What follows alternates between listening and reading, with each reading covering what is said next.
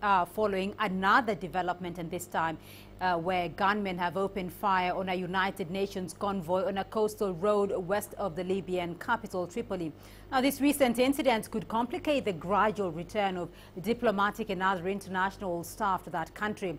In a statement, the UN mission has confirmed that a convoy was hit. However, there were no reports of casualties. A member of parliament for Zawiya, Abdallah Alafi, has said 5 male UN staff and 2 female staff had been held briefly, then released and would be transferred to Tripoli. Reasons for the convoy attack and detain of 2 UN staff have not been clarified. Let's discuss this further now, and Adil Mahrouri is still with us from Cairo, and joining us from New York, CGTN's John Terrat is live for us as well in New York. Adil, to you first though, we have previously witnessed fighting between Libya's rival governments and militias. Is it significant that this time around it was a UN convoy under attack? Do we know why it was targeted exactly?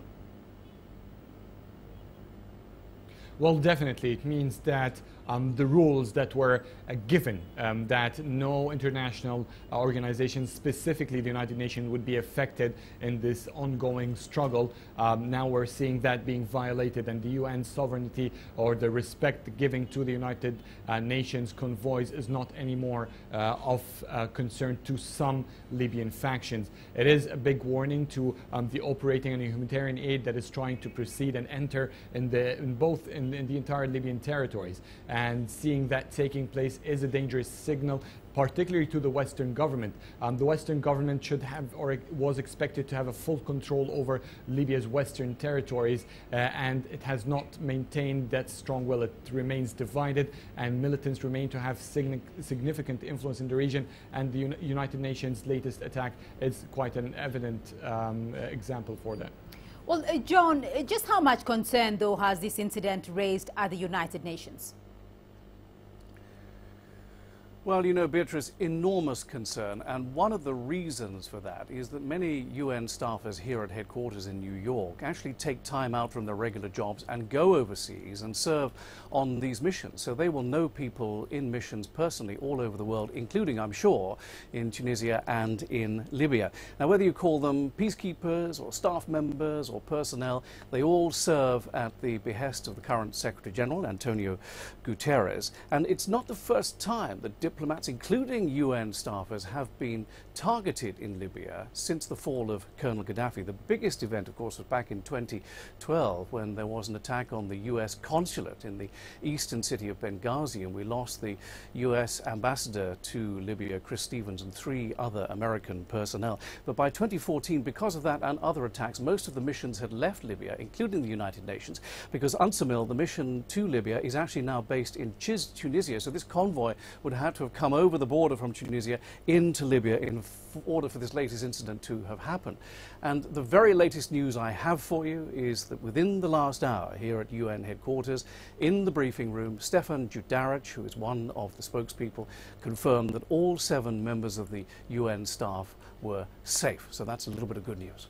All right. Well, Adel, Egypt and Libya's other neighbors are also part of international efforts as bringing stability to Libya. So how is this accident and its likely impact on peace efforts being viewed there in the region? Well, it is considered as a regular, unfortunately regular, but the usual circumstances that happen on the ground inside the Libyan territories. Libyan factions are still fighting each other in several occasions, even when they both governments, rival governments, raise the flags of fighting terrorism in some areas. They end up fighting supporting groups to the other, and therefore it comes as a continuation to this situation. Would it affect?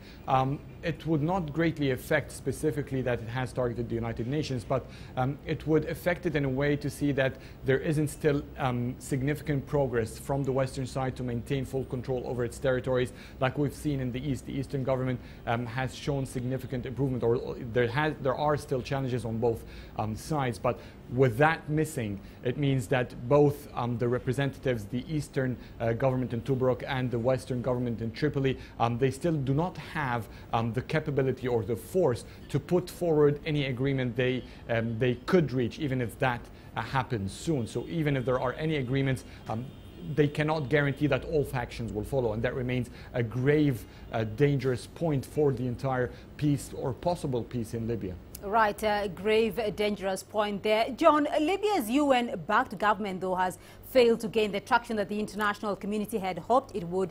Is there a sense there that a new strategy to fix Libya's crisis is now necessary?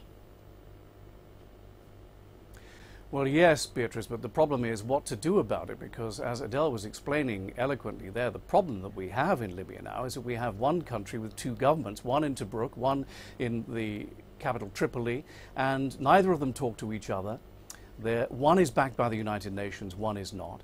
Many members of that government backed by the United Nations conduct their business from the Mediterranean island of Cyprus and only come to Libya on occasions, and that is really the greatest problem. And I think also, from my perspective here in New York, Libya has rather slipped off the international agenda.